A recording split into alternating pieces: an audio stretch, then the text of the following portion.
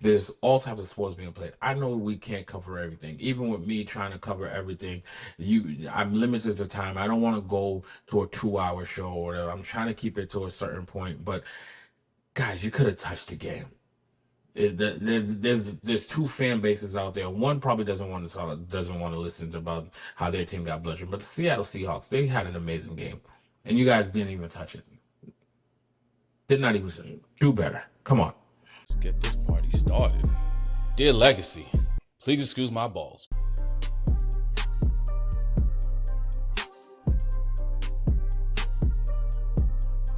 Welcome back, y'all. It's Please Excuse My Balls, brought to you by Dear Legacy Sports, and this is episode 9.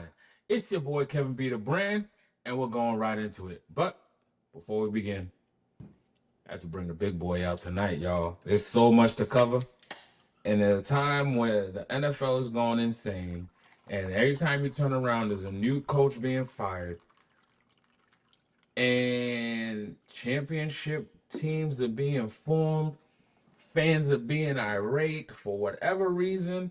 And guess what? To my NBA people, we're talking a little bit of basketball. I'm going to give you a little bit of basketball. I'm not breaking them down like I break down the NFL. We're not there yet because there's still some NFL talk to be going on. The college football playoffs just ended. Other sports are getting in full swing. So let's get right into it. Cheers to those of y'all that's watching with me. So where we want to start off? Let's start off with the kickoff, y'all. Right off the bat, we're going to dive a little bit more into it later on, but number one, Indiana goes undefeated.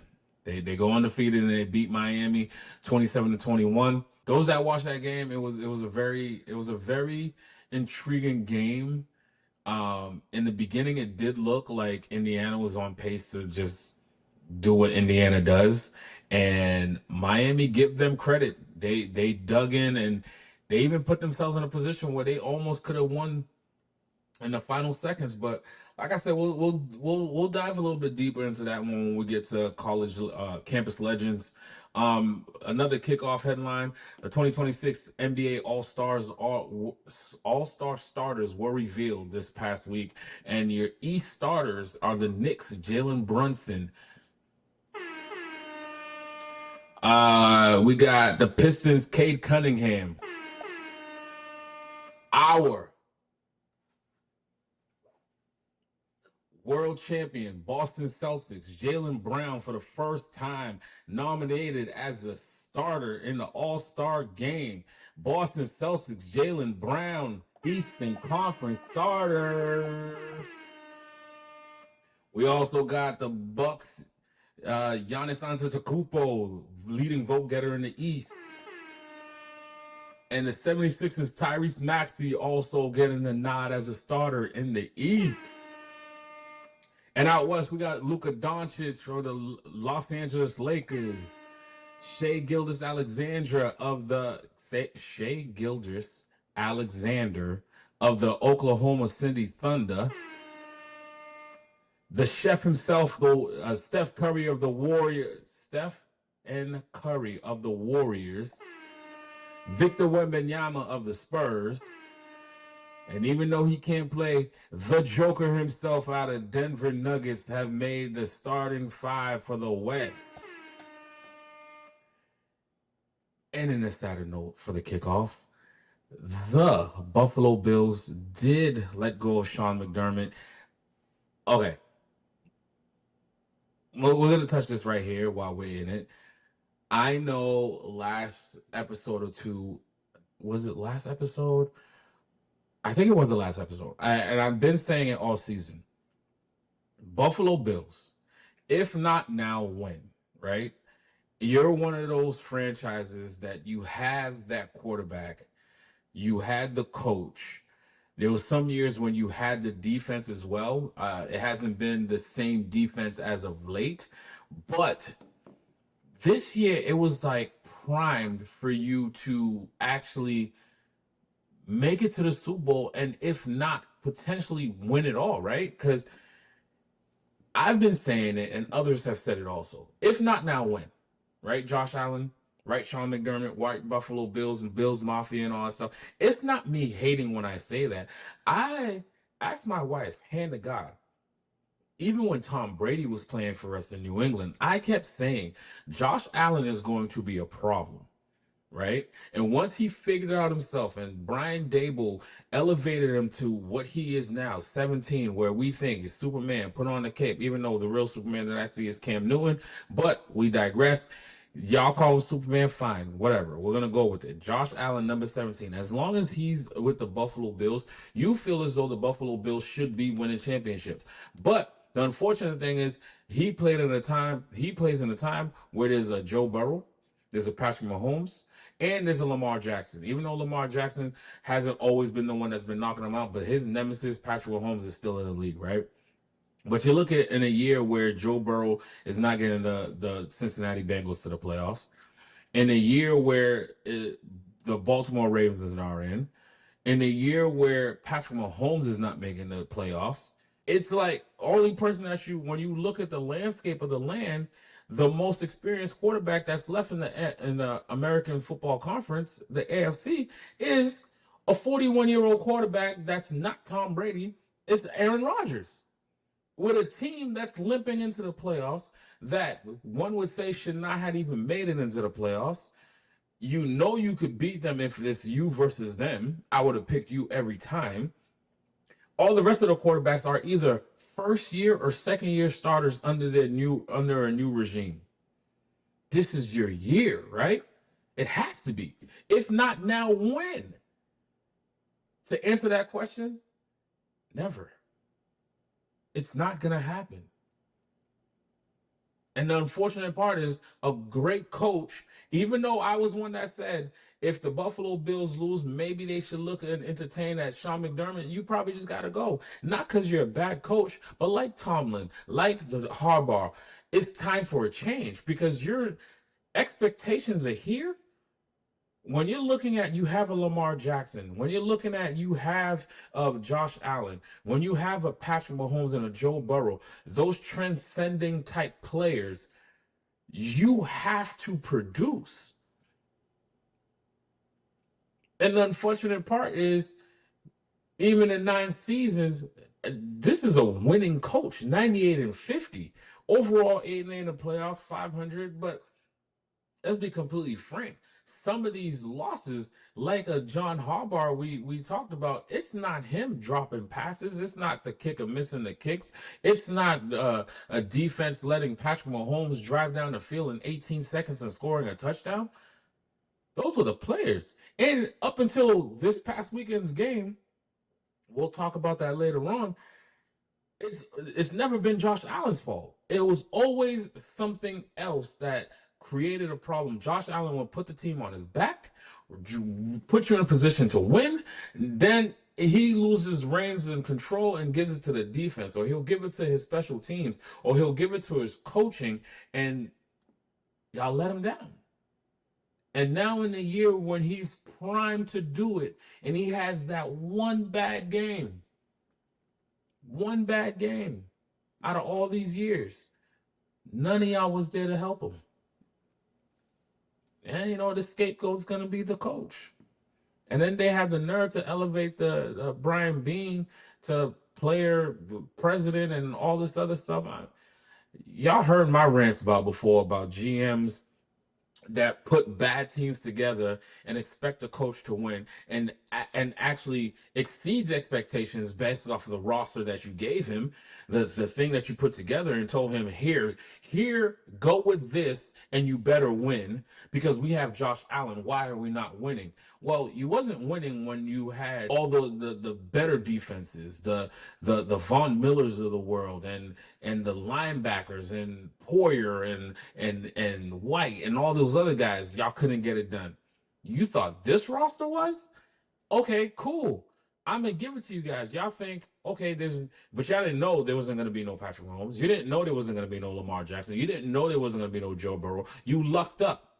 And now you put it all at the feet of a man that went 98-50 overall in 9 seasons, probably the most winningest coach. If there wasn't a Tom Brady and Bill Belichick in the division, he would have owned the division probably all 9 seasons. He turned the program around to where you're now, you writing in the Buffalo Bills into the playoffs, and you choose to fire him and promote the guy that put the team together. It'll never make sense to me. If you're saying that there's a problem, it's not just the coach. There's some teams out there. Prime example, Houston Texans, right? You're not firing that coach. You're not firing the GM. Me personally, I'm firing that damn offensive coordinator. And I don't like calling for people's jobs. Those people worked hard to get to where they were at. And I hate seeing people lose their job. But when you see that your quarterback is struggling and you still put him in bad positions, when you know the Patriots are vulnerable to the run game, even though it was nothing you were going to do against that defense that day. That defense came out with their hands on fire, but we'll talk about that later on. But you should have been running the ball. Loosen him up. Put C.J. Stroud in a position where he could actually succeed. Where success with that defense that you have, C.J. Stroud just don't turn the fucking ball over. But this is about the Buffalo Bills right now. It's not about the Houston Texans. We'll get to the Houston Texans a little bit later. I'm indifferent about this move. I think, let me not say I'm indifferent. I'm more upset about this move because you don't get rid of the general manager. I think you need clean sweeps at a time. And I'm looking at a Josh Allen that now just lost his most winningest coach. And Greeny says it best on Get Up. Be careful what you wish for, right? Because I don't know who you get in to come into that door that's going to be better than what McDermott has done. That's going to actually elevate your team to get them to that next level. You hear the names of the Brian Dables and all that stuff because he had that relationship, or elevate Joe Brady. I get that. Josh Allen is not the problem. The problem is the team. Until you fix and remedy the team situation, you're still going to be sitting in the same situation. And we all see how this coaching carousel is going to keep going. This year is the most craziest you've ever seen. 10 coaches lose their job in one season. Like, what, in 3 years, you're going to see, it didn't work. Josh Allen turns 30. He only has so much years left. It's unfortunate. But with that being said, we're going to move right into the King of Sports right now. The King of Sports is our NFL segment, and let's just jump right into the headlines. So the deal has been finalized for John Harbaugh and the New York Football Giants. They held their press conference and introduced their new head coach. I love this hire. I really do love this hire. I don't care where John Harbaugh would have, let me not say that. There's a few teams that John Harbaugh would have went to, and I would have loved the hire. I love him with the Giants because he has his quarterback in place. He has young offensive talents in Scatterboo that's going to be coming back. You got Malik Neighbors over there. You got pieces on the defense. And John Harbaugh is one of those coaches that understands all three phases of the game. And he has a special teams background. He's going to turn that thing around. Am I saying that he's going to do the Vrabel situation and some of these other coaches that's turning 4-win teams to 14-win teams? No. But when you look at the Giants and the division that they play in, where we don't know what Washington's going to be with Jaden Daniels, me being the Jaden Daniels fan that I am, I believe he's going to have a bounce back next season. They got some things that they need to do in this offseason to get that team back into full contention like they were last year or whatever, but injuries was a major part in that one. But then you got the Cowboys. We know the Cowboys are always going to start hot. They're going to make you believe that they're going to be in the playoffs, and even if they make the playoffs, you don't see them going far into that playoff in that playoff run. Who else is in that damn division with them? It's the Cowboys, the Giants, Washington, and Philly. Philly's in disarray right now. With all that talent, and now there's rumors of potentially trading away AJ Brown. They fired the OC, which justifiably, because I don't understand how you have all that talent and you can't manage to win these games. I don't see why the Philadelphia Eagles are not still playing right now, but all season I've been saying there's something off and there's something wrong in Philadelphia. But congratulations to John Harbaugh for finalizing that deal with the New York Football Giants. I do believe that that's going to be a great situation for the Giants. They should make a run for the division, even in their first year, because it wasn't like there was horrendous this year. I think injuries played a big part. When Scatterboo went down and and then you're going to have to teach Jackson Dart to protect himself a little bit more. I get it. You want to run through everything. Scatterbull as well. Though with those two and Malik Neighbors on offense side of it, you have something there. You have something there. I think that was the third best job on my list of jobs that I would want. When I looked at the landscape of the all 10 teams that was available. Um, Speaking of coaching news, we have some more for you guys. The Packers extend Matt LaFleur. He will stay on with Jordan Love and crew and run it back next year with the Packers. I'm excited for this Packers team. I feel as though they're gonna be in contention for a little bit. I think Jordan Love's only gonna keep getting better. I don't see him having a massive regression like a CJ Stroud had this past year or so. I think Jordan Love understands what he needs to do, and Micah Parsons will be back. And when you bring Micah Parsons back with that defense, is going to click something for them, which we saw happen. If he didn't get injured, what would have been with the Packers, right? In other coaching news, the Falcons did hire Kevin Stefanski as their next head coach. Me personally, I think this is the second best job that was on the market right now. I've been saying I love the talent that the Falcons have out there, and Kevin Stefanski wasn't as successful in Cleveland, but it's hard for him to not be successful now with the talent that he has. And he's coming into a situation with a bridge quarterback like Kirk Cousins, who they say they are bringing back as their quarterback for next season. They had success together in Minnesota. He understands Kevin Stefanski's system. I think Kevin Stefanski needs to now make sure that he has the right OC and DC in place, unless he's doing play calling in like some of these other head coaches, like a Kyle Shanahan and all that. Even if he is, you'll still need an OC to run that side of the house. I think the Atlanta Falcons is going to be a team to be reckoned with in that AFC South. You're talking about they was tied for number one. If not for tiebreakers, they could have been the ones, not Carolina, not Tampa Bay, playing in a playoff. So I like that hire. The Titans are hiring current 49ers defensive coordinator, and former Jets head coach Robert Saleh. I think Robert Saleh is. I don't know what to make of Robert Saleh because you can't really. I don't want to judge anybody off of the New York Jets situation, right? You talk about a situation that was in turmoil. He came in, and by the third season, he was already out. And one of those seasons, he didn't even finish his full third season. I think the second season, they had Aaron Rodgers. Aaron Rodgers came in, popped his Achilles. He was done for the year. Came back there. I think they only won about 5 or 6 games the next season, and they didn't even let him finish the season. They fired him for that. I think Robert Saleh is an amazing DC. Um, I'm curious to see what he does with the Titans situation. They have Cam Ward. They have. Don't let me lie to you. I don't know anybody else that's on that Tennessee Titans team. So maybe that is appealing, right? But if I'm Robert Saleh, it has to work because most coaches on their after their second ride, there's not really a head coach position for you thereafter. So I hope it works out for him in Tennessee. He has a lot of work cut out for him, like he had with the Jets, but at least this time he has a young quarterback in place. The Dolphins are made their decision on their head coach. They're hiring the former defensive coordinator Jeff Hafley, I believe his name is, will be the new head coach of the Miami Dolphins. Again, I think this coaching cycle, you're either recycling some former head coaches or you're hiring a DC or OC with no head coaching experience. The Dolphins, you're still going to be in a division where you're competing with the Buffalo Bills. They're not going to be going anywhere. Even with a new coach coming in, they still have Josh Allen. A determined Josh Allen at that, because he knows this time the season ended because of him, right? It'll be interesting to see what coach they bring in and what staff is put in place, right?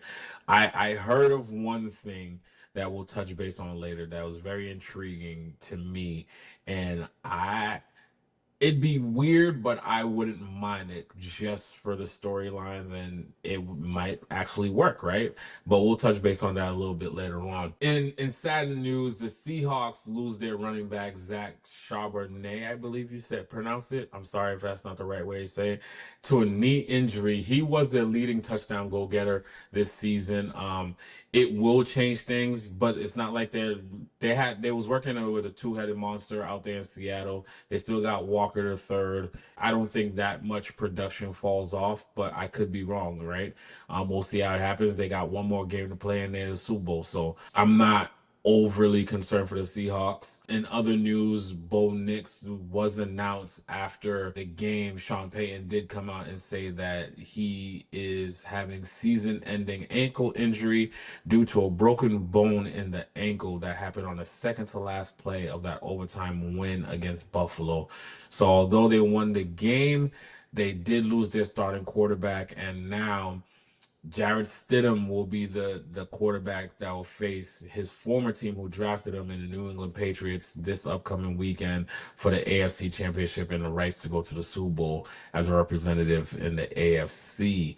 And breaking news that came out right before I came on to record: Mike McDaniel's former head coach of the Miami Dolphins will be heading out to the LA to be the new offensive coordinator for the LA Chargers. That's what I have for you guys for the headlines in the King of Sports section. So let's talk about these games. All right.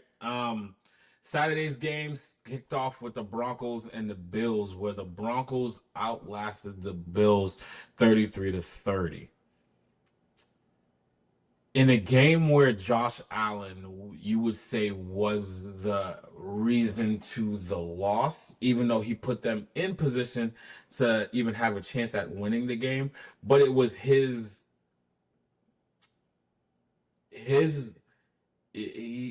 two interceptions, the fumble before the halftime that lost momentum. I feel as though it's really unfortunate because this should have been Josh Allen's year. Even though I was not picking them to move along, I think the team was flawed. I throughout the last few weeks of the season, you started to see certain things where you're like, this team is very beatable. Even when they came to New England and beat us, like I said, this is not me being a fan. If they don't get bailed out by the referees, they don't win that game, and they're even further down the list. They're probably even coming back to New England as a number 7 seed and losing again, right? It kind of sucked because you hate to see certain things happen in controversy. Even though Buffalo had 5 turnovers, 4 by Allen, 1 by sure-handed Cook, who fumbled the ball, like, give the Broncos credit, right? I'm not going to take it. That Broncos defense deserve the credit that they get. They forced the 5 turnovers. One of the turnovers, though, is one of those where you sitting there is like, what if though, right? And it's one of those situations where you always, especially me, I always get mad about referees for inserting themselves into the situations that change the outcomes of games. And even without throwing a yellow flag, you change the situation. No, I'm not gonna say that. You didn't change the situation because I agreed with the call. I'm not gonna sit here and lie like I didn't agree. I do agree with the call that happened. As a defender, when 2 go up for the ball, they always like to say that when 2 come down with it, it's going to go to the favor of the receiving team, right? But that was not the situation here. The situation here is 2 players went up for the ball, and Cooks had reception, but the DB for the Broncos also had one arm in and pulling. They both start heading down towards the ground. Now, ball is never secured as Brandon Cooks' ball. Ball is still moving. You have to complete the catch through the ground. So when the ball is still moving, you're no longer completing all the acts of a football catch, right? We've learned this through all the years of what's a catch, what's not a catch. And knowing that, It's unfortunate for the Buffalo Bills and Bills Mafia to hear and see, but it was an interception. The ball was still moving when they came down. He was still on top of Cooks and rolled out and had possession. He didn't pull it away from Cooks as if Cooks had full reception of it and then pulled it away like most people like to do. It was a 50-50 ball, and one player came away with it, and the offensive player who usually gets the benefit of the doubt never had full control, right? We have to acknowledge that. Even if it happened to my Patriots, I would have to acknowledge that happened, right? Um, and even to that being said, we know wide receivers, we know running backs. We know when they're trying to get a call their way, they will sit there, they will flare, they will throw their hands up and all types of shit. Brandon Cooks did not do that. He knew. He knew right then and there that he did not have that reception, and it is an interception. He laid on that ground. At first, I thought it was maybe, and I still think it, maybe he got stunned when he came down because he was on the bottom half of when the two landed. Maybe that's why he's not protesting and throwing his hands up. Because 9 times out of 10, I feel as though when these receivers start flaring and sitting on the floor, the referee's always going to throw that flag and then discuss it after the fact. So I'm not going to sit here and say that's the reason why Buffalo lost that game. Buffalo was in position to win that game had that not interception happened. But you also got to go back. 5 total turnovers. 5 total turnovers. 4 by Allen himself. You know what I mean? So we can't say that's the one reason. But the Denver Broncos defense is a top 5 defense for a reason. And Bo Nix did what Bo Nix was supposed to do. Don't lose us the fucking game. And he managed to fuck out that game. And they ended up the winners of that game. There's not much to it. And the Bills, unfortunately, like I said earlier, when I kept asking you guys, if not now, when? The question to that is never. Yeah, I'll touch base on that later on. I don't see it for Buffalo. Now, a new coach is coming in, new regime taking over. They elevated Brian Bean to president of all operations, whatever it is that they're doing. Maybe now he'll go out and get the players. History has shown that he did not go out and get the players. He had the options to go trade for players. Some of the players that was options for them that are being successful in the playoffs right now on other teams. You chose not either to let them go or to not go after them. And now you're at home watching with one of the best quarterbacks in the league for another year in a row. The night game, guys, there wasn't much to report here. When the first play of the game, the kickoff returner runs it back for a touchdown, untouched, unscathed, and it was just a route from there. It's unfortunate the 49ers, all those injuries finally caught up with them, right? Great coaching job by Kyle Shanahan all season, but eventually you had to pay the piper. And paying the piper was in the form of meeting the Seattle Seahawks and that defensive play.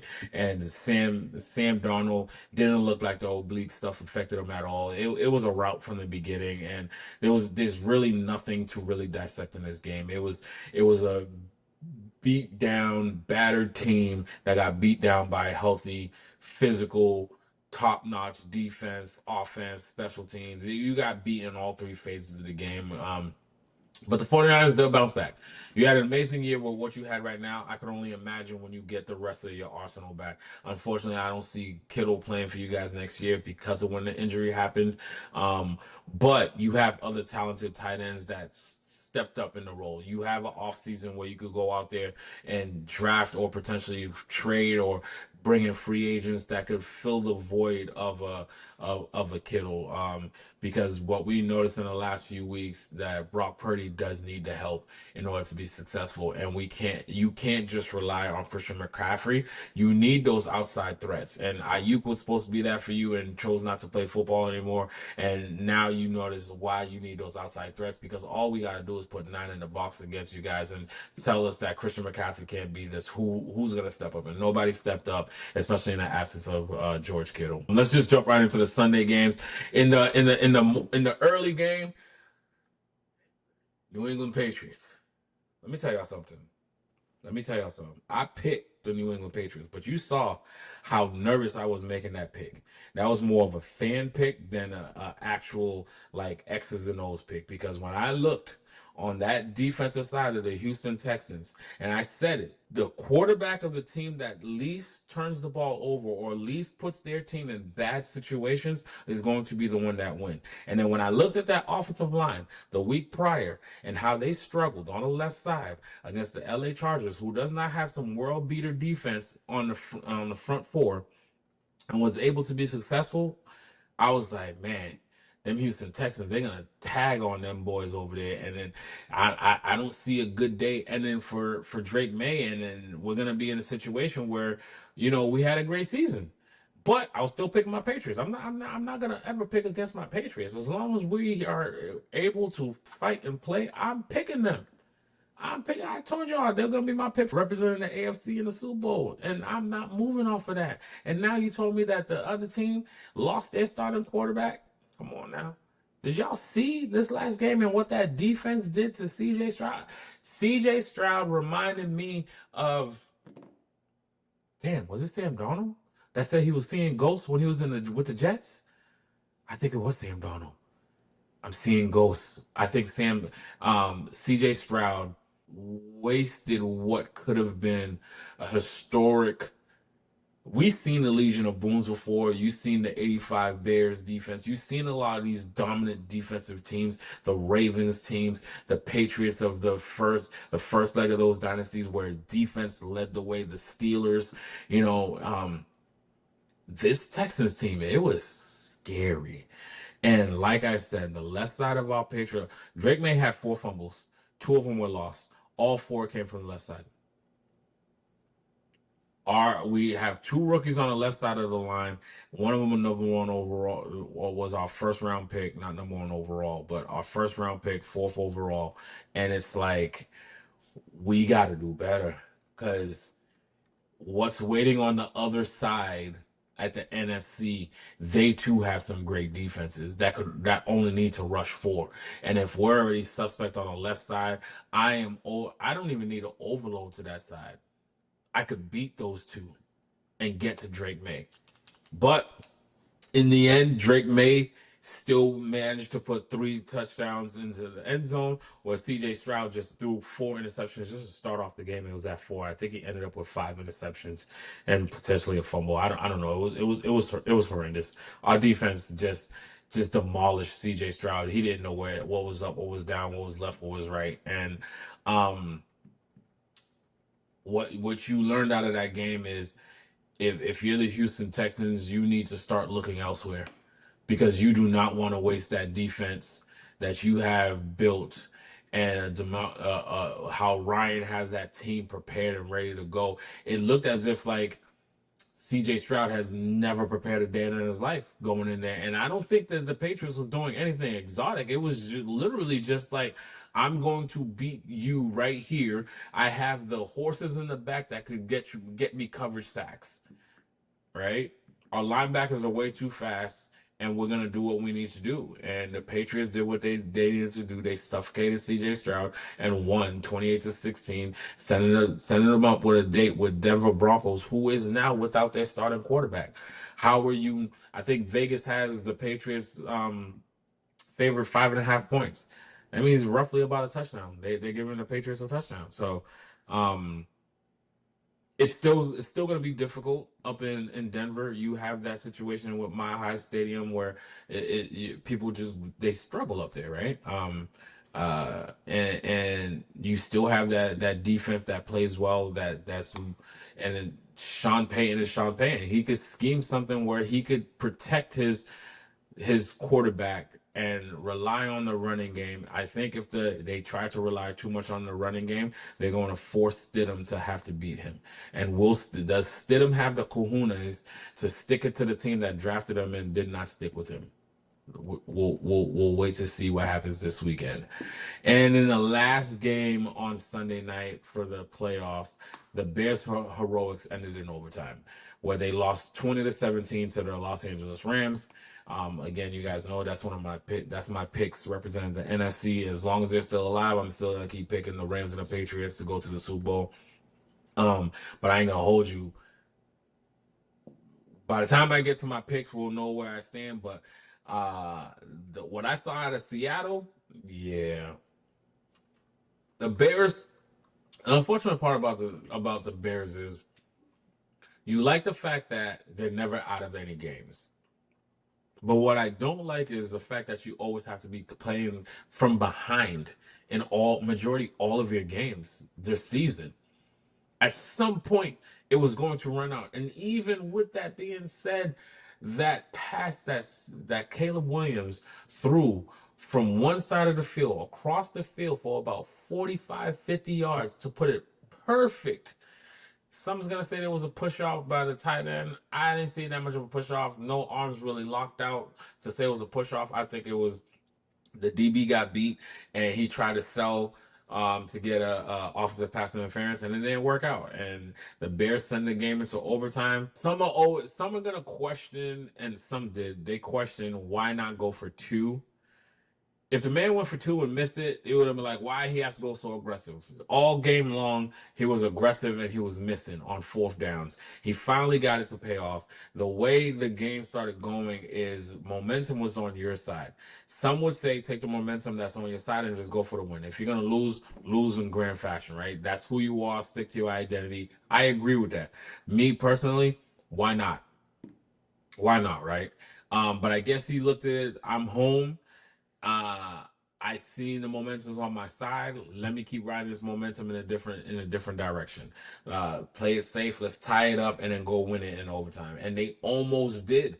They almost did win it in overtime. And a miscommunication is it's unfortunate because Caleb gets credit for the interception, but you look at it and I'm able to dissect this play even more because that's all freaking Get Up talked about for a 2 hour show was one game and two plays of that game. It seemed as if Caleb Williams wanted a running back to come in. Running back, the wide receiver thought he was going to go over, and with that being said, the ball fell short, interception, game over. Um, I'm not gonna lie to y'all. I like what Ben Johnson is building out there. Ben Johnson and the Chicago Bears are reminding me of what what's my man's name? The Detroit head coach is built out in Detroit. Because don't sleep. Detroit will be back, and I feel as though Chicago found them something with Ben Johnson and Caleb Williams pairing. I think this offseason they need to go out there and bolster up. Don't do what Washington did and some of these other teams do. Get a taste of success and be like, all right, let's hit the rewind and play button. No, no, no. We don't hit the rewind. Hit the fast forward. Go out there and build on what you already have so that you're not running into these situations where you're always playing from behind. You need to put yourself in situations where you got your foot on their fucking throat and realize now there's a different way you play. How do you handle those things when you're up and trying to make sure that the people stay out of your end zone and you win the game that way? That's what I want to see for the Chicago Bears. They'll be fine. I'm not concerned about them. Um, with that being said, it's only four teams left. We're down to our final four, guys. Um, the playoffs have been very good. I don't think, besides the blowout that happened in Seattle, these were some very good games that kept you on the edge of your seats. And now you have the last two games of the season before the last dance, right? It's the Patriots traveling to the Broncos. Kickoff time at 3 p.m. That game will be on CBS. And then you got the Rams heading to Seattle to face the Seahawks. I think this is going to be their third matchup. And I think they split the season. Think the Rams won the first matchup and Seattle won the last one. I know Seattle won the last one, 13-3.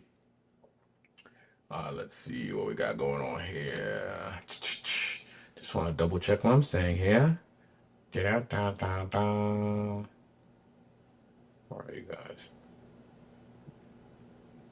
The Rams won. Yep, the Rams won the first matchup, 21-19, and then lost the second one, 38-37, in the final game of the season. So yeah, I think It's going to be interesting when teams that are division foes play for the third time and they split the season series. You guys know I've been picking the Rams. Am I going to stick with them? We'll see before the show's over. But the Rams head to Seattle to face the Seahawks. That kickoff time is at 6:30, and it'll be airing on Fox. Moving on to my final four teams, I'm just gonna rank them. Obviously, since there's only four teams left in the playoffs, I have the Broncos coming in at number four. I think the Broncos, without Bo Nix, even with Bo Nix, they still would have been the fourth team on this list for me out of all the four teams that are playing. I think they had a great season. They have an amazing defense, and when Sean Payton's leading the way, it's hard not to pick them, right? But now with losing Bo Nix, um, I, yeah, and the way the Patriots have been playing, yeah, you're the number four team on this list. At number three, I've been gushing all over the LA Rams all season. I think they're the most complete team in the NFL. Now, watching what I've seen these past few weeks, I feel as though the Patriots is one of the most complete teams as well. But they're more of a team thing, whereas the Rams, they have a lot of star power. Complete team. So I have the Rams in at the third slot. Um, I at the second slot I have the Patriots. They've been holding that second slot for pretty much a long time now. I don't think I've ever. I think there was maybe one week I put them as number one. After one of the weeks that ended, but I have the Patriots in at second. The defense, to me, if they play the same way these next two games, the Patriots will be Super Bowl champions because you have the quarterback that seem nine times out of seven times out of 10 is going to protect the football. The last few weeks we've noticed a vulnerability on the offensive line on the left hand side. I think there's ways you can combat that. Henderson, when you're in that game, you can't, and you're supposed to chip block, you can't just miss the chip block because you see that your offensive line is struggling on the left hand side. You squirting out too early for the check down. You have to stay with those blocks. You have to literally chip that guy so you could derail him. So we're not having a fourth fumble game because let's be completely honest and let's be frank. If there's any other quarterback playing for the Houston Texans, they win that game with that defense, four turnovers that the Patriots did, they win that game because they're actually scoring also on those turnovers.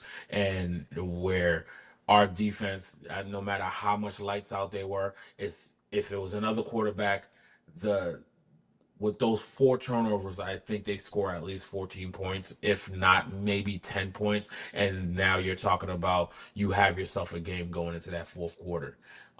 So that's my number two team. My number one team is going to be the Seattle Seahawks.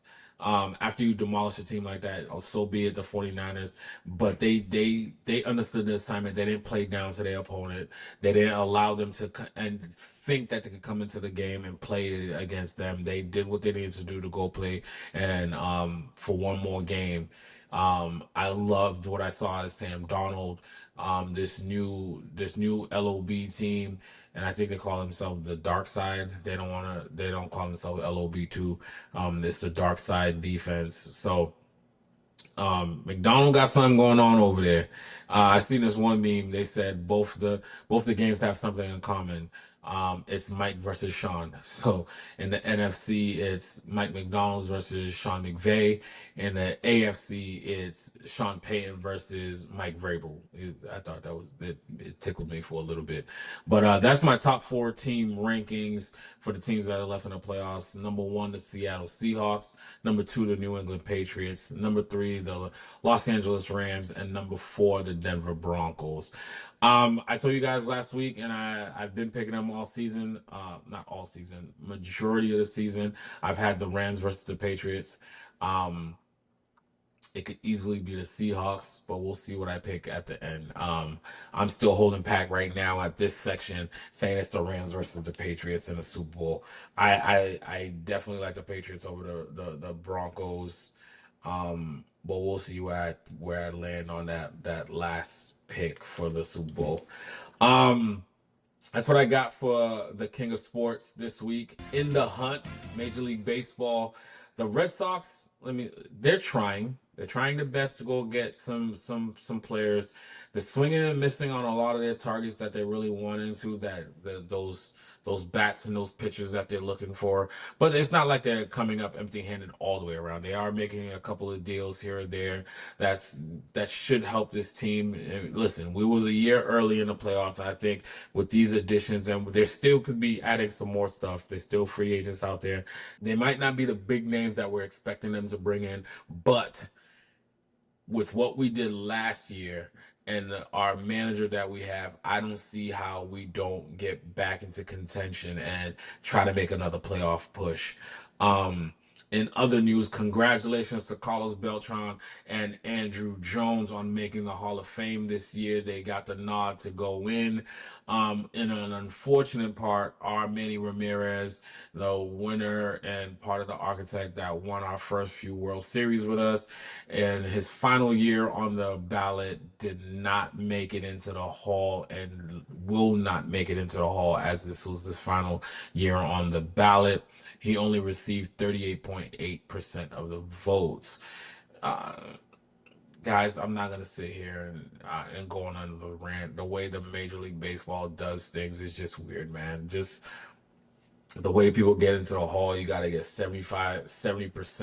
And these writers and the people that have the votes, they're a bunch of old school gatekeeping people. There's people that should be in a Hall of Fame. If you want to put an asterisk behind their names, so be it.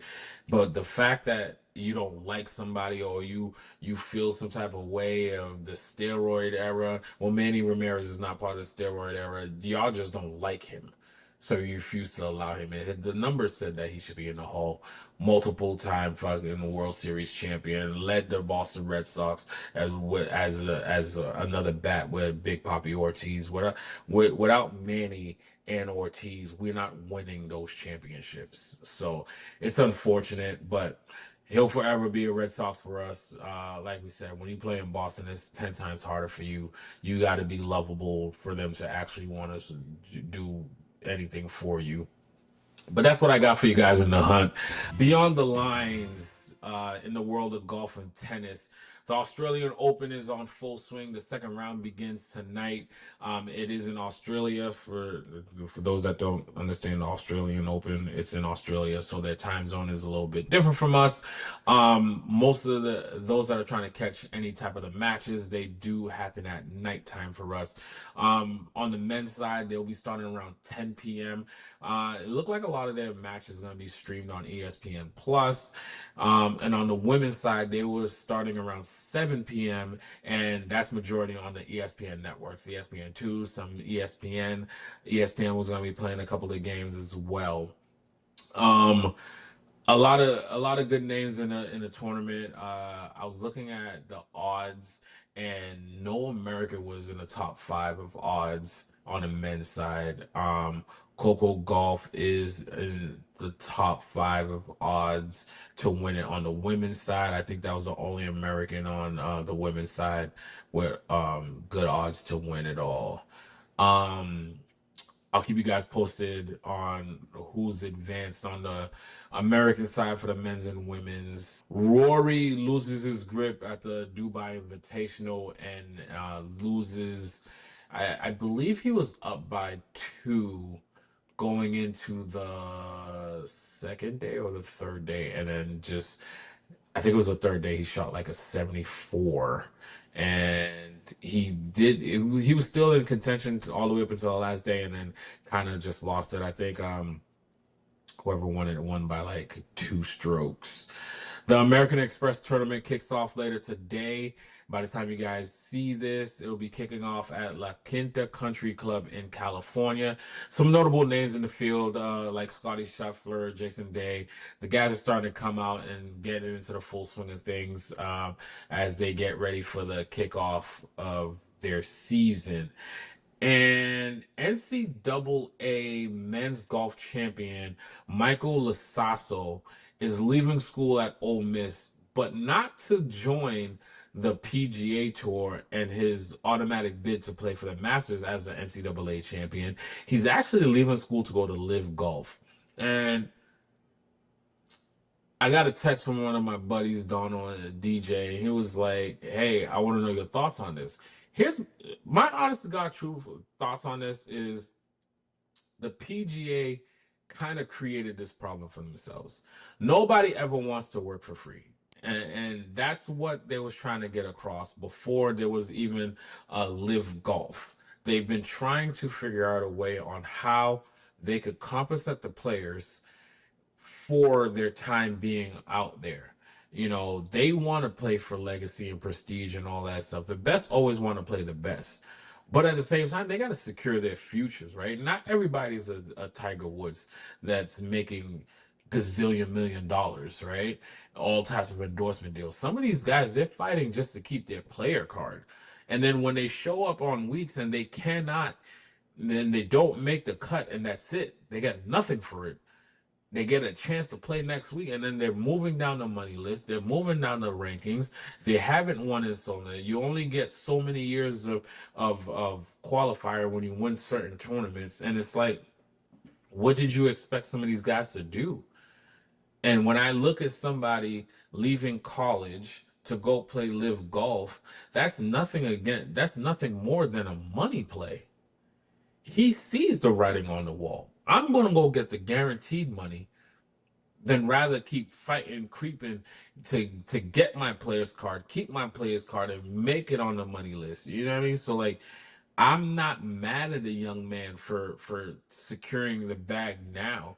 Yes, it sucks. Would you want him to come on the PGA Tour? Yes, I still want all those guys to come back to the PGA Tour. I was one of the most excited people when I heard the PGA Tour and the Live Golf was going to merge, only because I knew that meant everybody was going to be playing against everybody, right? But that never happened. It never came to fruition. The guys are still on Live Golf. I'm so happy that Brooks came, but everybody else is still over there. And it's always going to be one of those, well, what if these guys were still here? Is Scotty as dominant as he is now? Probably still would be as dominant, but he'd have more competition. That's for sure. You know, when you hear footsteps, sometimes that game changes a little bit, right? And it takes just one hole.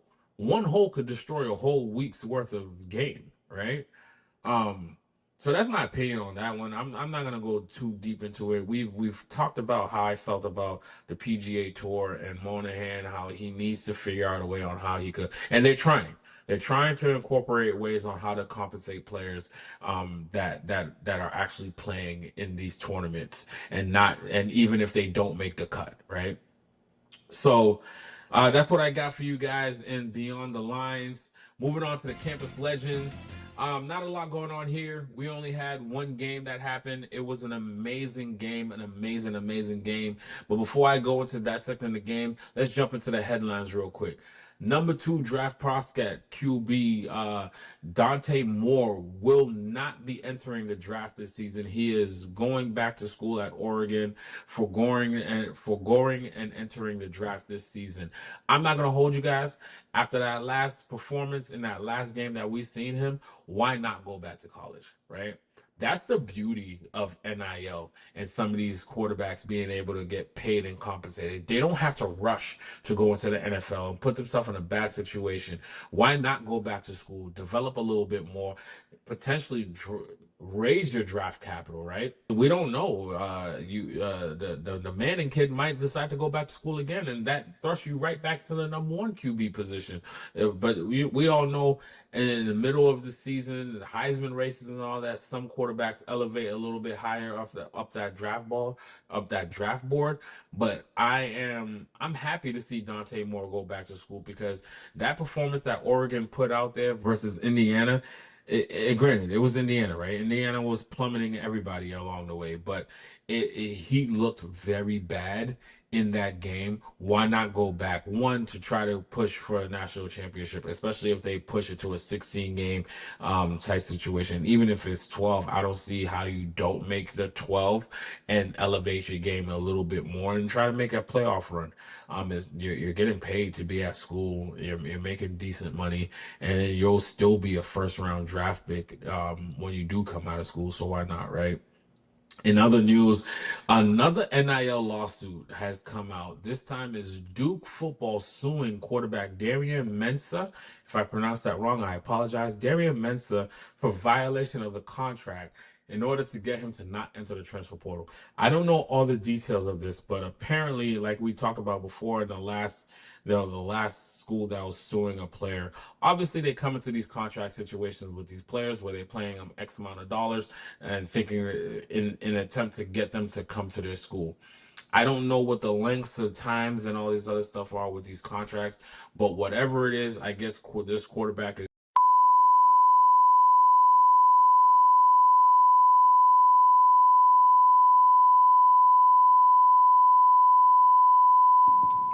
Oh, that was pretty weird. So going back into it, yeah, so it seems as if the Duke football team is suing quarterback Darian Mensah for violating of the contract, so he won't enter the transfer portal.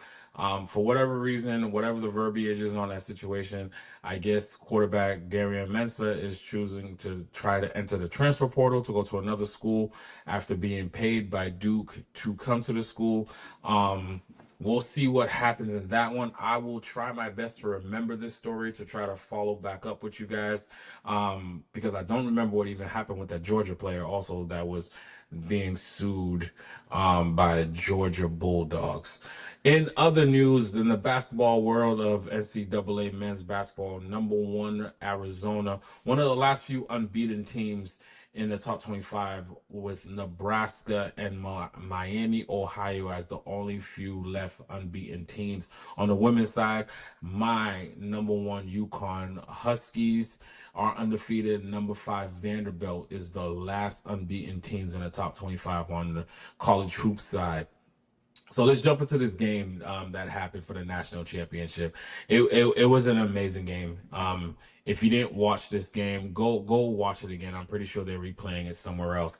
I think Indiana looked like they was getting ready to rout Miami at Miami, but it's something to be said about some guys that just fight and grind and keep themselves in a situation, never put their heads down, and they just kept going like as if like we're about to come back and take this game, and they almost did. When you seen Indiana block a punt and end up converting it for a touchdown, when you Joe Fernando Mendoza is playing like a Heisman Trophy candidate, putting his body on the line on a 4th and 5 and rushing it in for a touchdown, you're like, there's no way they're going to win this game, and then out of nowhere here comes Miami, and they put themselves in a position where it's 21-27 after Indiana kicks a field goal to go up by 6. I'm like, can Carson Beck do it? And then you start seeing that they're driving, they're making their way down the field, and you're watching, and you're like, oh my God, they're about to go down there, and if they score a touchdown, a field goal wins. They have the time to do it also. Granted, they didn't have no timeout, but they were moving the ball. And then it happened. Um, like before with the pros, a miscommunication happens. Carson Beck um, throws below, receivers going up. DB plays a perfect ball, snatches out the interception, and all hopes of all Miami Hurricane players at the possibility of coming back. Shout out to Indiana. Indiana did their thing, man. The first 16-0 undefeated team to win a national championship since Yale did it in like 18 something year before they even wore helmets playing football, guys. It was one hell of a ride. I'm not gonna sit here and try to say like I was the biggest Indiana fan. I thought at some point the Cinderella story was gonna end and we get back to reality and back to the regular football programs, but they didn't. They showed that they are that team. Mendoza showed that he is that Heisman. Um, so at end of the day, I ended up drinking a Kool-Aid a few weeks ago, and Indiana's the truth. I want to see what they the coach Kaseki could do now that Mendoza's leaving. I think he built him a program that's going to last, where players are going to want to come to Indiana and see if they could keep this streak going. Um, time will tell, but at the end of the day, they'll never be able to take away what Indiana did this year. It was very historic. They did what they were supposed to do, and they finished it out with winning the national championship. Um, that's all I got for headlines and campus legends. There wasn't much to really break down in the game. It was an amazing game. I loved every minute watching it. I love competitive games. I don't love blowouts. Blowouts is like, all right, cool, next. But it was competitive. Miami is not. People are saying Miami's back. The head coach don't like hearing that, whatever the case may be. But Miami's back. The Corsabal has. I'm sorry, I'm butchering his name, but he's building something over there, and he's gonna be able to recruit those Miami kids. Hopefully next time he doesn't miss out on like the last regime did on Mendoza. And the kids that are in his backyard, like the cornerback that actually did the interception to seal the game, was a Miami kid as well, born and raised, and as a Canes fan. Um, so yeah, we'll see what the next season brings. I'm excited for college football next year. I love how what college football has become because of the simple fact of NIL, and how it's made the playing field so much more competitive. And now that you talking about a 12 playoff team and a potential 16 playoff team can get in there, and anybody could win any given day. You're talking about number 10 Miami could have been national championships, right? National champions. And a program in Indiana that 2 years ago was the worst football program across the country, the worst win percentage, the highest losing percentage. Anything that was bad with college football was associated with Indiana. And it wasn't like it was because of scandals or anything like that. It was just a bad program. And you think a coach would come in and he changed that program around to where they've lost 713 plus games all their years prior of existence, to only losing 2 games in 2 years and winning the national championship, and still look like they could keep building something where they could become a powerhouse. Congratulations to the Indiana Hoosiers football program, not basketball. I know when you hear Indiana Hoosiers, you automatically think of basketball, but it's the football program that are national champions. Moving on to on ice. In the gang of hockey, you guys know I don't know hockey, man. I'm going to talk to you guys about my Bruins. My Bruins have played their way up into the top wild card team in the Eastern Conference, which is pretty good. Halfway through the season, or a little bit over halfway through the season, and they're climbing their way up. I think the way, from what I'm hearing, and I'm not going to sit here and lie, like what I'm seeing, it seems as if they should make a playoff push, not even just a wild card. They might be able to just be a playoff team. So we'll see how that all ends up. Moving on to Court Vision, a lot to cover over here, and a little bit of time left. Let's jump to the headlines of Court Vision, covering the WNBA and NBA alike. Jimmy Butler tears his ACL and will be having season-ending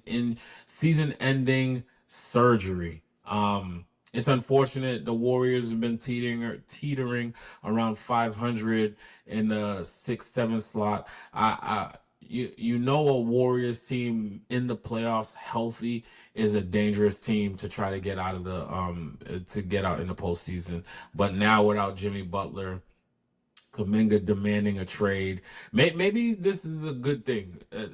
It's never a good thing when somebody gets hurt. I apologize for that. When I say a good thing, it's Kuminga just demanded a trade.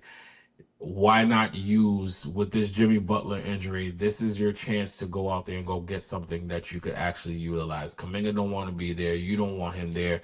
He's a young, talented, athletic that somebody will trade a premium for, who thinks that they're one piece away, or a Kuminga player away, to get into that next level in the playoffs and make some noise. So let's watch this situation as a trade deadline approaches in just a few weeks. I think February 5th is the trade deadline.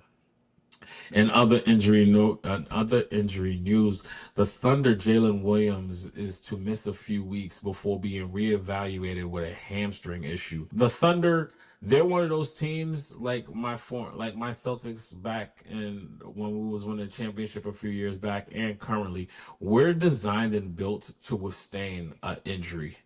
Um, I I I don't see Jalen Williams is very important to that team.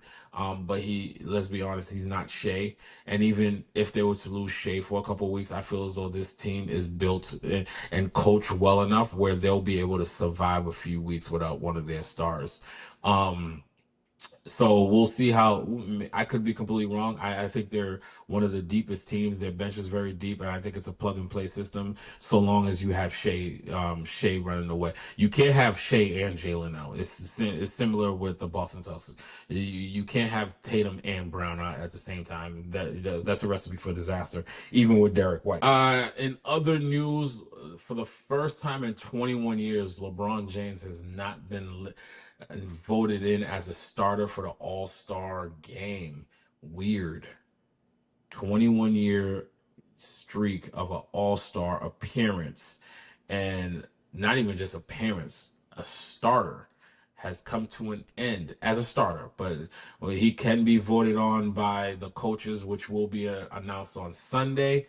And last case, if the coaches don't put him on, then Adam Silver would be his last chance to get in and keep the streak alive. I don't see how LeBron doesn't get on one of these all-star teams, especially with this new format of U.S. versus the world. Three rosters will be compiled. One of international players and two of American-born players. There's a lot of American talent that's here, but let's be completely honest. LeBron James and Kevin Durant will be on this All-Star break.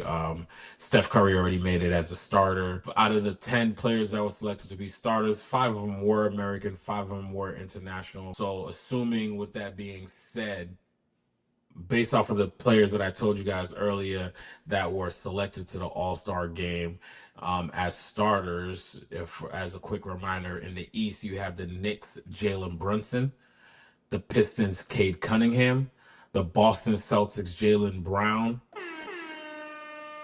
the Bucks, Giannis Antetokounmpo, the 76ers, Tyrese Maxey, and out west you have Luka Doncic of the Lakers, the Thunder, Shai Gilgeous-Alexander, the Warriors, Steph Curry, the Spurs, Victor Wembanyama, and the Denver Nuggets, Nikola Jokic, aka the Joker.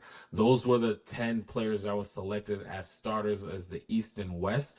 And based off of this new format setup, I would assume if they're splitting it down the middle after they get the coaches, players for the reserves, they would divvy up the 2 American side teams.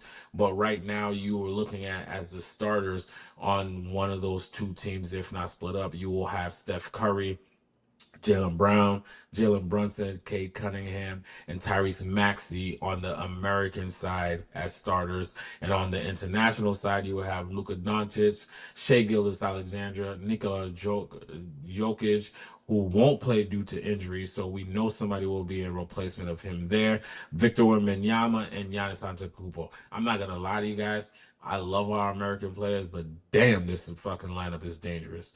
Luka, Shai, Joker, Victor, even though Joker's not playing, Victor Wembanyama and Giannis, like, come on, bro.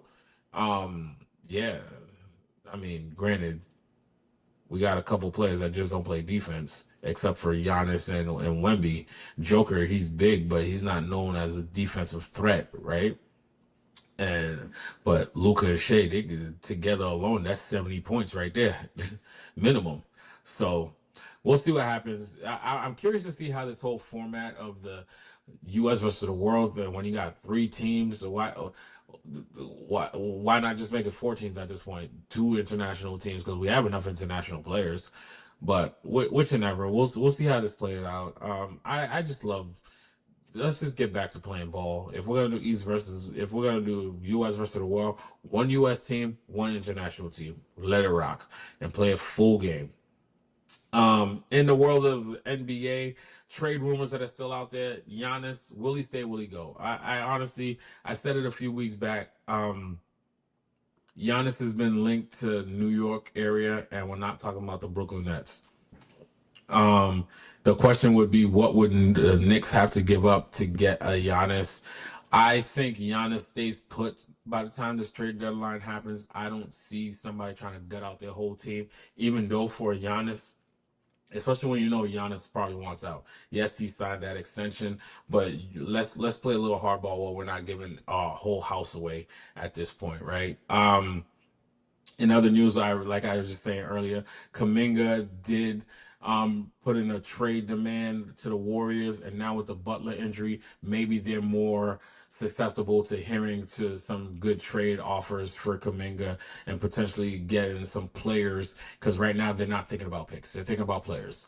They want to put something around Draymond and Steph so that they can actually make another run. Because we all don't know how much more of Steph we're gonna have. So they need to, not we, because I'm a Boston Celtic. They need to figure this out so we could get the best last few years of Steph and make it worth it, right? Um, Toronto is showing interest in Anthony Davis and John Morant. There's also links to the Warriors going after John Morant for Kuminga. That would be a great pick because you get another high flyer, athletic player, but Ja likes the ball in his hands. How's he going to fit into that system with a Draymond and Steph? Is he going to be willing to come off the ball and be a facilitator for a Steph Curry and then step in when need be?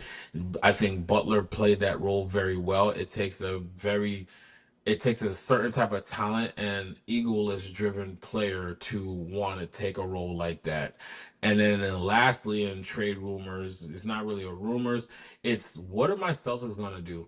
Because this was supposed to be an off year to some. To me, I said if we have Jaylen Brown and Derek White, and you're telling Jaylen Brown that he's going to now be the first option to prove to people that he can be that, he chooses to be a little bit less than for Jason Tatum and for the team.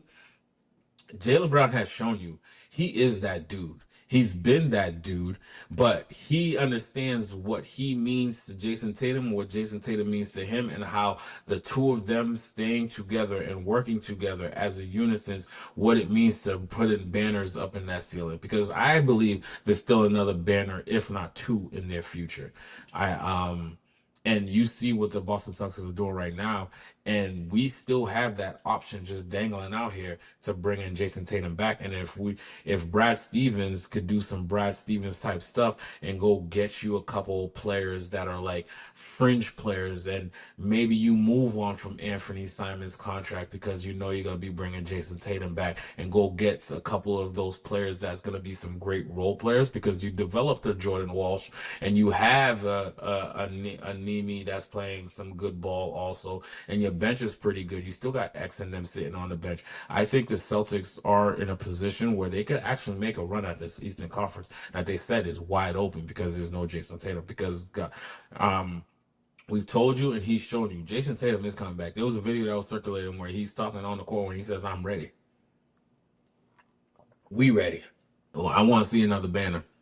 I want to put my 10 toes on that parquet floor as green confetti falls down on me again. Hopefully, I can get back on the court again." But yeah, I'm curious to see what Brad Stevens and the Boston Celtics are gonna do. In a year where they was trying to shed contract, they're still about 12 million over the cap. Um, uh, but it's not 500 million like it was projected to be. So the moves that they made was actually good, and we're number 2 in the East. So ain't don't cry for me. I just let's go down some of these games that I was talking about last week. In the Wednesday games, the Cavs went into Philly and got. And when I say the games, guys, I'm not going to run through all the games, just those key games that I put out there to you guys last week. There's way too much games that happen in the NBA for me to be covering every single last one of them. Now, once the football season is over and there's less to talk about over there, we could break down a couple more games on the NBA side. The Cavs went into Philly and got them a statement win with a 133-107 win over the 76ers. I didn't have this game on my bingo card, but the Knicks lose to the Kings 112-101. Yeah, head scratcher there. And I believe that's around the time that Brunson caught a quick little injury. I don't know if he's still out. I'd have to look into that one for you guys. If Brunson's going to be out for a period of time, this could be a bad time for the Knicks. As you'll see in these next few games, they're dropping games left and right also. In the Thursday games, the Pistons beat the Suns 108-105. The Celtics went over Miami in 119-114. The Thunder take care of business against the Rockets 111-91. The Spurs beat the Bucks 119-101. The Warriors win over the Knicks 126-113. Another one that was not on my bingo card that popped up was the Lakers got beat down by the Hornets 135-117.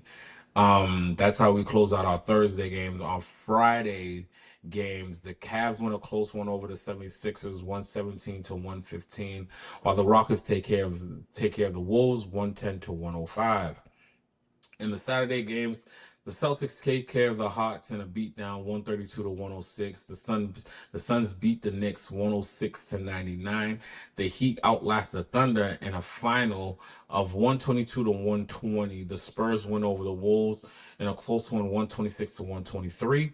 The Nuggets still winning without the Joker, and another beating is handed to the Lakers by Portland, this time 132-116. That's two big losses on the Lakers in that short span.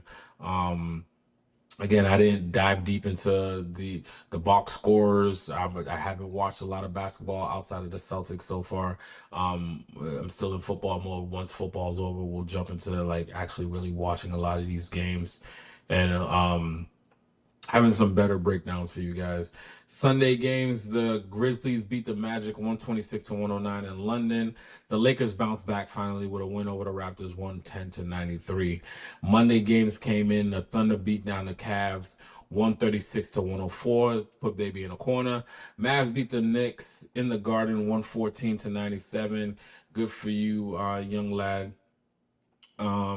The Celtics lose by one in Detroit, 104-103. That one was a tough one because we could have won that one. JB put us in positions, and then the last shot he took just hit the back of the rim. You would love to have taken that one, but I'm just glad that I wasn't looking forward to just basketball that early because my Patriots won. So, like I said the week before, if the Patriots had lost, I would have been moving on to basketball season quick, fast, in a hurry. And thank goodness, because I would have been heartbroken to catch two losses in a row in the span of 2 days. The Warriors beat the Heat 135-112. And out of the 15 key games that I picked last week, I went 3-12, y'all. Ain't a good start right now for your boy. It ain't football. Football, it's more dissectable. I can figure out a couple like who's playing who, what the situation is, what's the storyline. And basketball, man, it's such a crapshoot sometimes. But 3-12, I'm gonna try to redeem myself this following week though. But let's go to the standings real quick. The Detroit Pistons are 31-10 as number one in the East, followed by the Celtics at 26-16. At number two, shout out to my Celtics, man. They doing their thing. The Knicks dropped down to number three at 25-18. The Toronto Raptors are at four at 25-19. The Philadelphia 76ers are at five at 23-18. The Orlando Magic are at six at 23-19. The Cleveland Cavaliers are at seven, 24-20. The Heat are at number eight, 22-21. The Bulls are at nine at 20-22, and the Atlanta Hawks are at 10 at 20-25. Moving on to the West, we got the OKC Thunder. They're still at number one at 36-8. The hope and dream that they was chasing of being the Warriors, yeah, you only got one game to play with.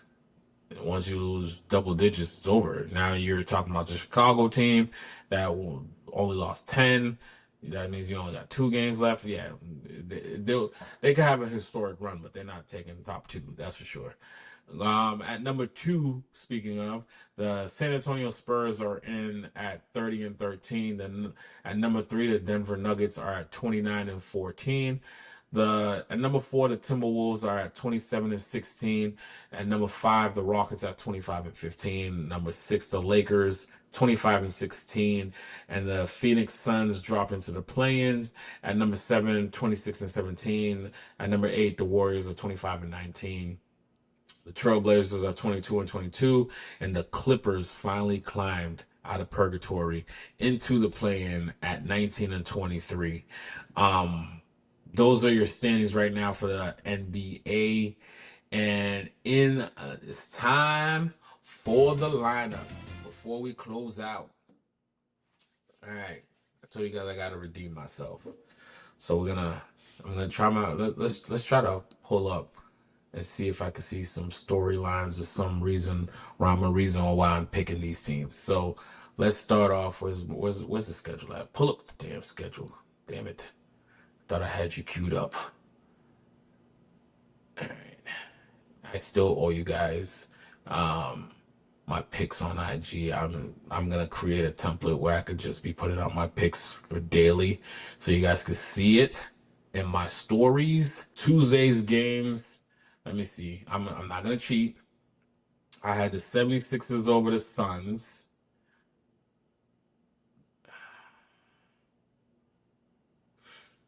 I'm already bad, guys. The Suns won 116-110. Jesus Weezus. I had the Spurs over the Rockets. Let's see. Jesus Weezus. Wrong again. The Rockets beat them 111-106. The Nuggets over the Lakers. This is depressing. There's a minute and 33 seconds left in the fourth quarter, and the Lakers are up by 8. Jesus Weezus. All right, am I going 0 for 4? The Warriors over the Raptors. Guys, I'm going 0 for 4. It's not a good start. With 3 minutes left in the fourth quarter, the Raptors are up 133-119. Jesus Weezus. So that 3-12 is now growing to 3-16 already. Jesus Weezus. I'm about to dig myself into a hole that it's going to be insurmountable for me to come out. All right, let's jump to the Wednesday games. All right, here we go. Wednesday, I'm always going to pick my Celtics games if they're playing, whether it's marquee or not, right? So at 7:30 p.m., it's the Pacers versus the Celtics in TD Garden. The Celtics just lost to the Detroit Pistons. They want to get back into the win column. The Pacers are not the same team. This would be a situation where they might sit Jaylen Brown or possibly Derek White. More time for Pritchard. Give me the Celtics over the Pacers. All right, another marquee game. Not marquee game, but I love rivalry games, and it's the Battle for New York situation. At 7:30 p.m., the Brooklyn Nets head to the New York Knicks. Originally, I wrote down the Knicks over the Nets. But is Jalen Brunson still injured? No, he's active. All right. If Jalen Brunson's back, yep, I'm sticking with that pick. Give me the Knicks over the Nets. And the next game that I want to poke my eyes into is going to be at 9:30 p.m. over on ESPN. The Thunder versus the Bucks in Milwaukee. Jalen is out for a few weeks. Giannis versus Shea. They got OKC by 9.5. Give me the Thunder over the Bucks.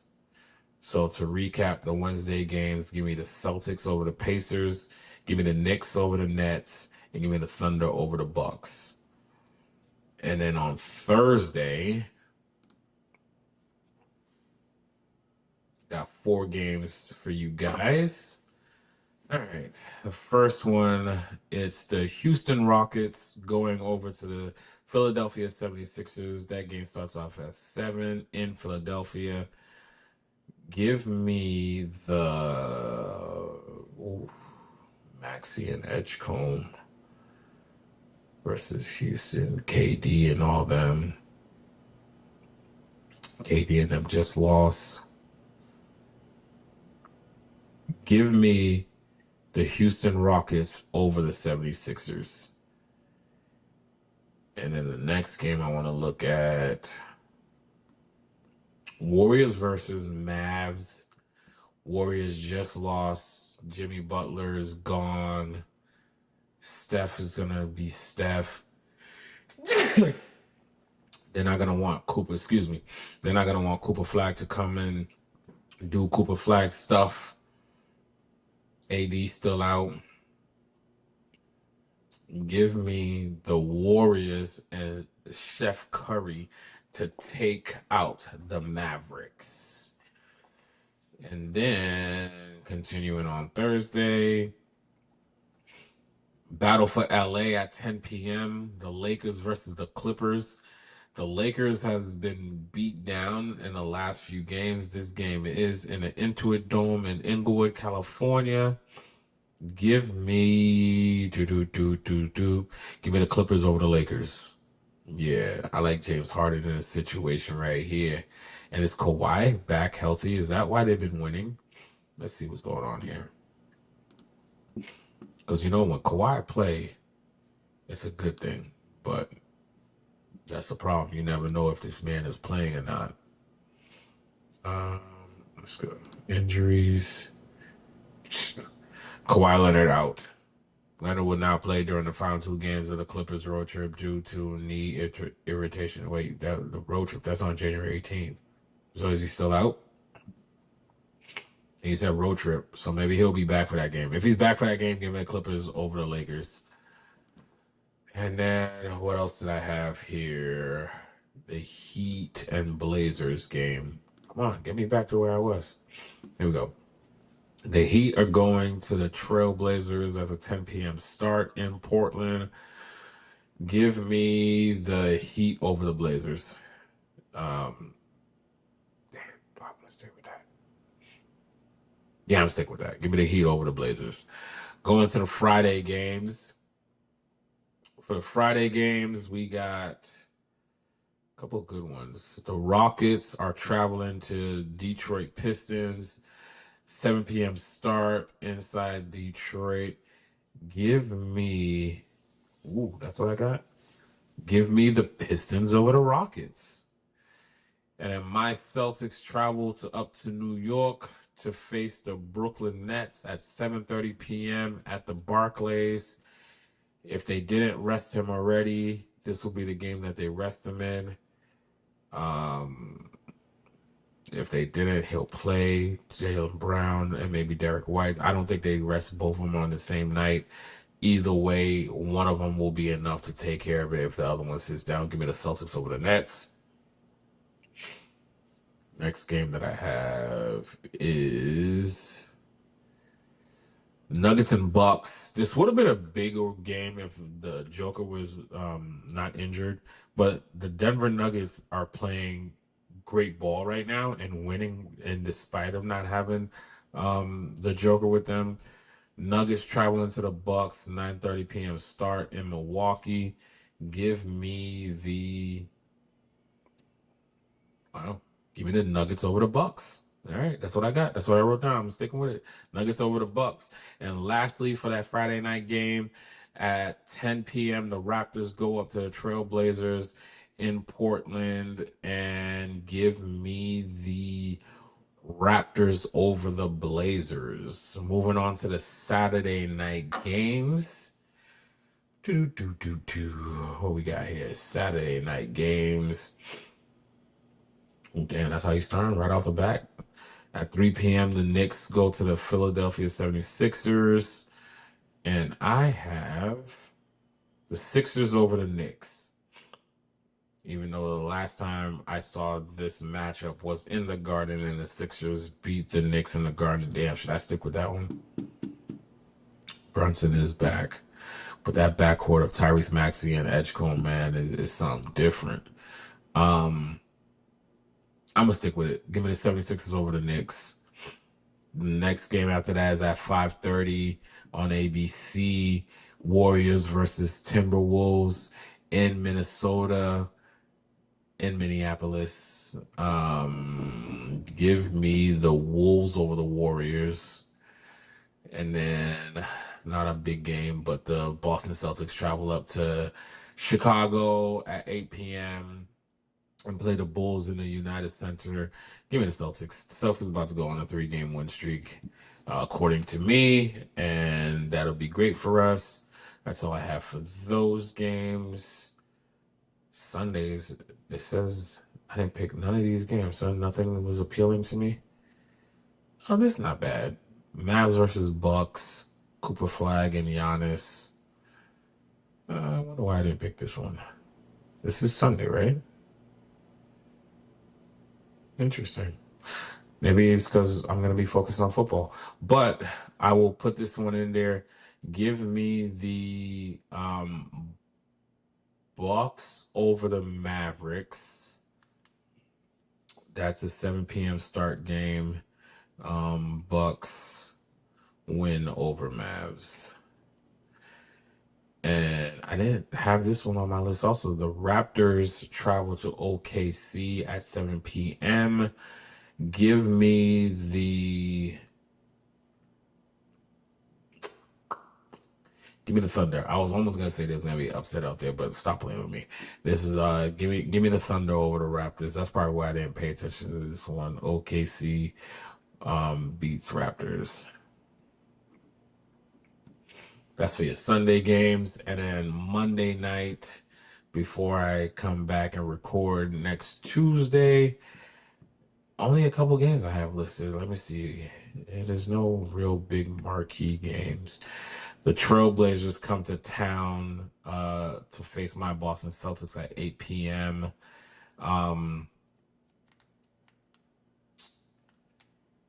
You know what? I wrote Celtics over Blazers, but I'm not going to stick with that. I think the win streak comes to an end. Blazers come into town and mess with the fans. The Blazers win over the Celtics on Monday. And a weird one. And then you got the Warriors traveling to Minnesota to face the Timberwolves at 9:30 p.m. I have the Warriors over the Wolves on that one. And that's my picks for the NBA games this upcoming week. Like I said, I already am 0-4 based off of the games that are playing on right now. So it's not looking good for your boy. I'm about to be 3-16 going into this one. So I need a lot of these picks to actually hit. What we got? We got 3, 5, 7, 10, 11, 15, 16, 17, 18, 19. 19 games. If I can get a solid 12 of these games, I'm right back into it. So we'll see what happens. Let's do these picks for the NFL. Ain't much. It's just 2 games left, guys. Just 2 games. I picked all 4 games correctly. So that will put me at 7-2 for the play. No, 4-2, 4-0. You weirdo. That puts me at 105-41 on the season, including the playoffs. Both games are gonna happen on Sunday. On the AFC, that's the first game that's going to happen. The New England Patriots are going up to Denver. 3 p.m. start at CBS. The New England Patriots are favored by 5.5. No Bo Nix. That defense is crazy. Our defense is crazy. We have Drake May that's going to do just enough. That offensive line, I think we figure it out a little bit better. Maybe we use more of a Ramondre Stevenson in the backfield to get more chips off of that left side to help out protecting Drake. Give me the New England Patriots over the Denver Broncos 24-6. Yeah, that sounds good. And we go into the Super Bowl, y'all. Patriots over the Broncos 24-6. That's what I'm going with. On the NFC side,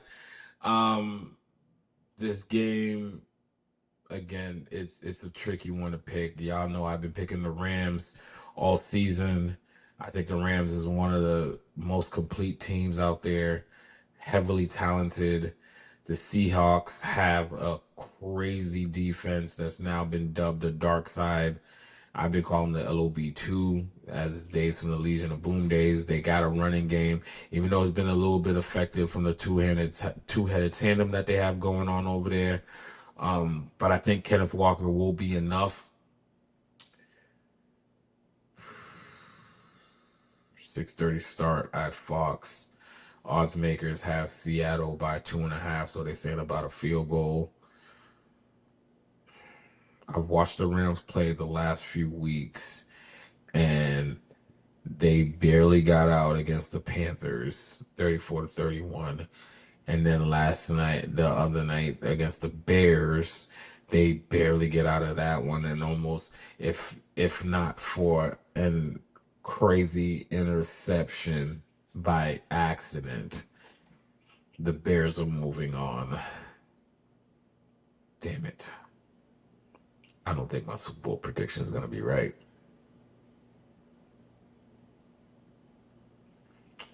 I think the storyline I've been chasing is the wrong one. I've been chasing the storyline from our first Super Bowl that we won in 2001, Patriots versus the Rams, the high-flying Rams. Nobody thought that you could beat them. They had the good defense. They had the talent at all phases of the game. They played good special teams. They were coached very well with Fisher in them. Or was it Fisher at that time? I don't think it was Fisher. I think it was, yeah, don't make me lie to you. Why am I struggling with this pick here, guys? It's like my mind wants to say one thing, but I want to pick another thing.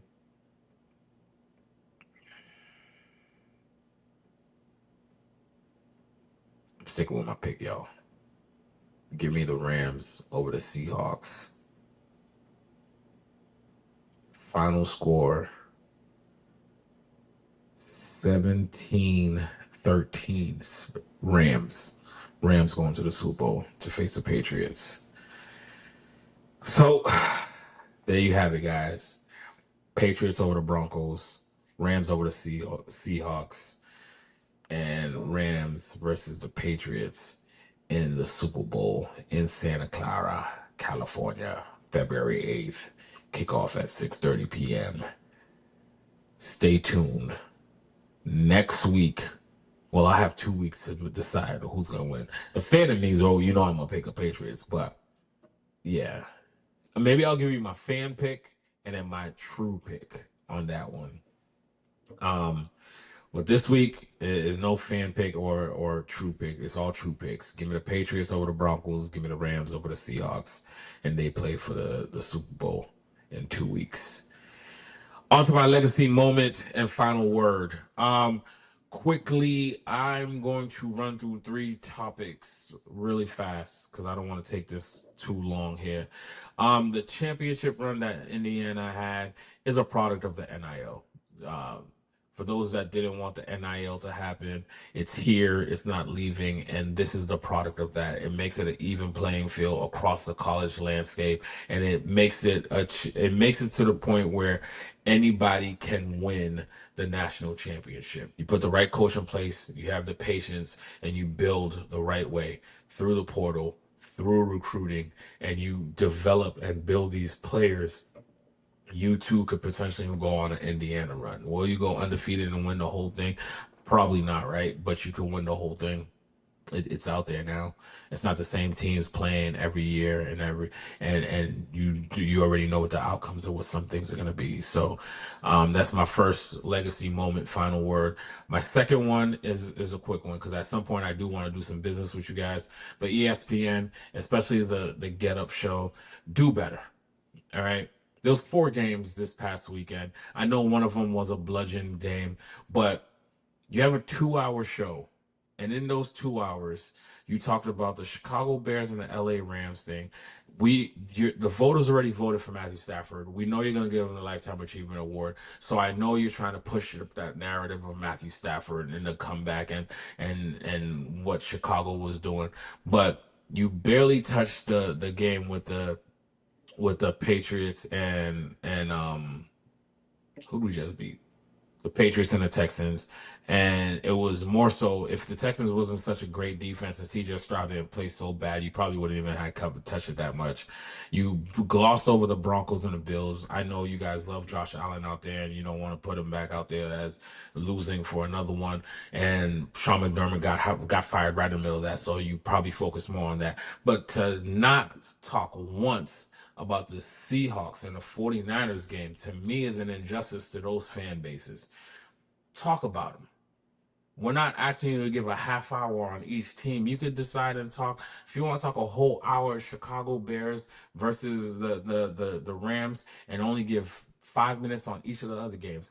I just don't like the fact, and this is the things that frustrated me about and why I wanted to come out and come with the please excuse my boss, because at the end of the day, there's all types of sports being played. I know we can't cover everything. Even with me trying to cover everything, I'm limited to time. I don't want to go to a 2-hour show or whatever. I'm trying to keep it to a certain point. But guys, you could have touched the game.